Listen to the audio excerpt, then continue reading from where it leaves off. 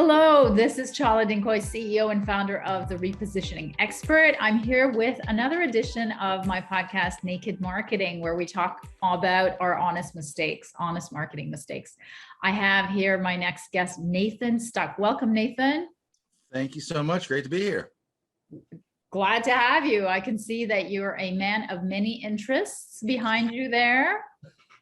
That is my Georgia. I have 2 degrees from, well, Claire, you can see my 2 degrees from Georgia, but I teach a class there. So there is, and I live in Athens. So there is a lot of love for the University of Georgia happening in this room right now. Very nice. Very nice. So tell us what the company does and who you guys help.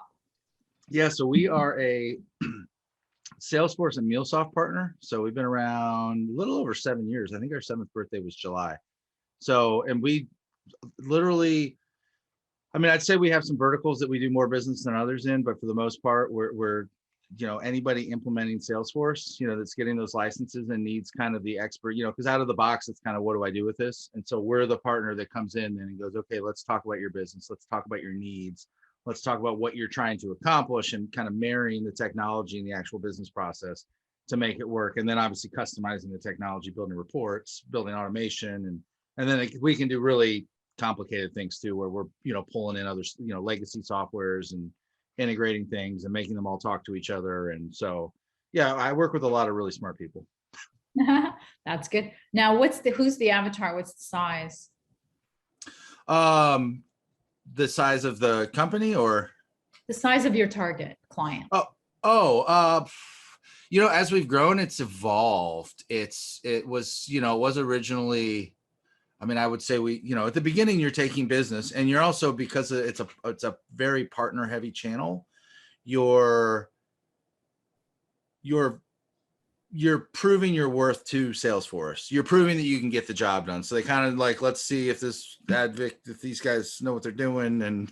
And so like we were doing, when I started 5 years ago, I remember, and I used to run operations, we were doing,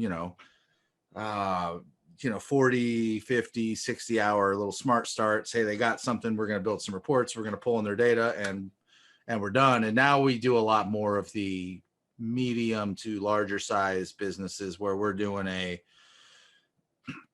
2,000 to 3,000 hour implementation. That's, multi-cloud, that's, Sales Cloud, Service Cloud, e-commerce. Like we've evolved. And obviously as we've grown, we've brought in more talent, and we kind of go where, Salesforce needs us to go. Cause again, it is a very partner heavy channel. And as you do better, they will walk you into bigger and better deals. So.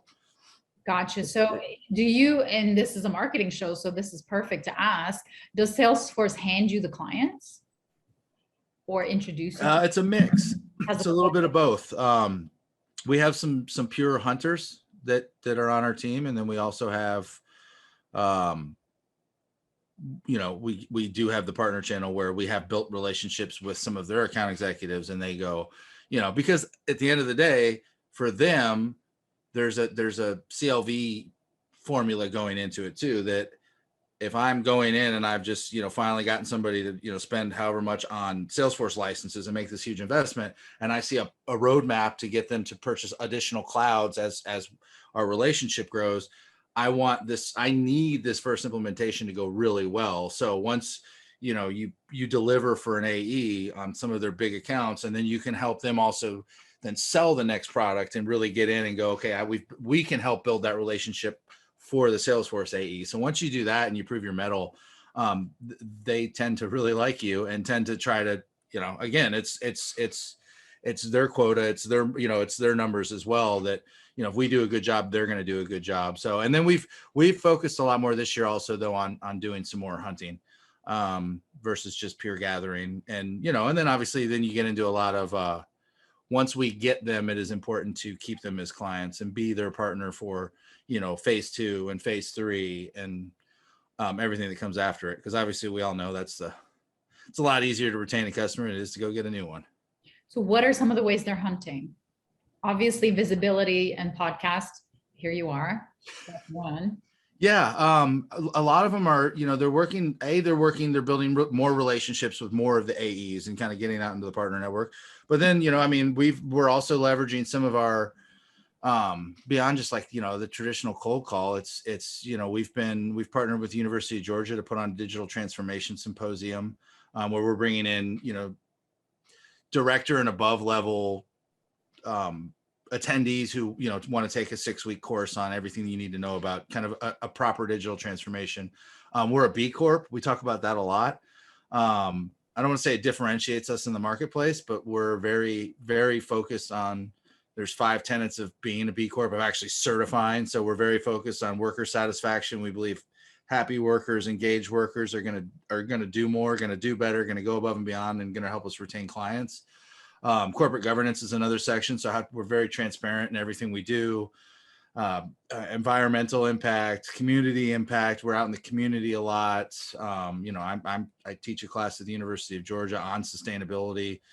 We have, I've guest lectured at Emory. And then through the B Corp, there's a lot of networking opportunities there too, where starting to add value and stay, or I'm trying to think of the word, be in the same pond, be in the same ocean as the other B Corps, because we all know what we went through and we all know what it means to us.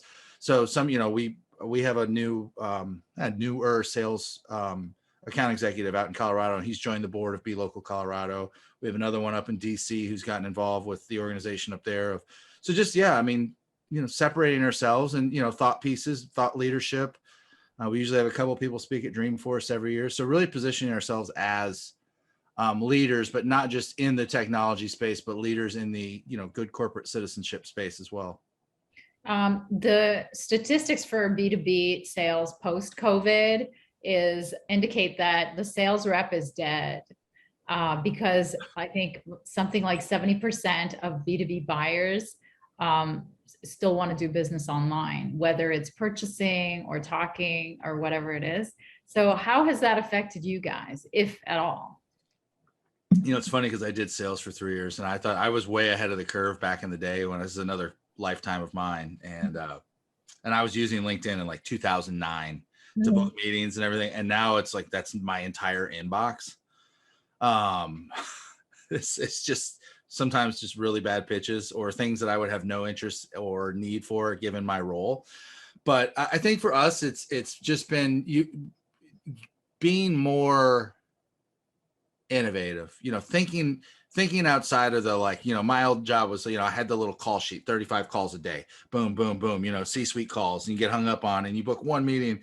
And I think that the evolution of that, you're right, it is kind of dead. I think now it's like, how can you get out, and even, people, podcasts, authentic content, like how do you get out in front of people and sell them on who you are versus, who you are and who you serve versus we sell widgets. Like, I think building that relationship, and I think that's some of the problem even now with LinkedIn is people kind of come at you with hey, I have this great thing. I'd love to set up a call. It's like, hey, we just connected, like add some value to my life, introduce me to somebody, comment on something, post something insightful. Don't just like literally connect with me and immediately want a meeting. Like, why would I want to meet with you? I think that you're seeing that evolution to people do business with people they like and that they want to do business with and they trust and they feel a sense of connection to. So I think that piece is where we've kind of evolved, is knowing that you have to, even with the Salesforce days, you have to build those relationships. It doesn't just come. It takes intentionality and being strategic and showing up regularly. That is true. So tell us about the big marketing mistake, the naked marketing truth moment. Tell us about that big marketing mistake you guys made. For us, and I speak about this a lot. I did a webinar earlier this year called The Brand Sandwich. And it was all about integrating corporate culture, marketing, communications, all of that needs to mesh. So we had a marketing agency owner from Lexington, owns a B Corp. We had a PR consultant. And then we had me, the kind of the culture, strategic impact guru. And the where you can get burned is when you say you're something, you say one thing externally and you do one thing internally. And the people that are going to call you out are going to be your employees first, because they're the ones that know it. They're the ones that are living this. So, we're actually in the middle of, I just got off a call where I announced, hey, we're rolling out our new employee survey. And we're launching it a little bit earlier this year to give me more time to get ready for 2022 versus December, where you're like, and then you're off for 2 weeks. So getting to the jux of like, what does it mean to work for us? What does it mean to be an employee of Advic? What do we provide for our clients? What is our value? What are we great at? What are we bad at? What can we improve on? And I think getting that sense from your employees first versus just assuming what they love about working for us, or just assuming that we know why our clients love us, of like keeping that ear to the ground is where you get some of that authenticity.